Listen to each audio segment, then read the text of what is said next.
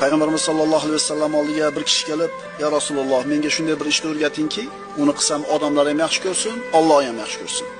Rasululloh aytdilar: "Izhad fid dunya yuhibbukalloh, izhad fima indannas yuhibbukannas." Dunyodan behojat bo'l, Alloh seni yaxshi ko'radi. Odamlarning qo'lidagi narsadan behojat bo'l, odamlar seni yaxshi ko'radi. Qarang, odamlarning qo'liga ta'ma qilsangiz, qo'lidan ta'ma qilsangiz, odamlar yomon ko'radi, Alloh ham yomon ko'radi.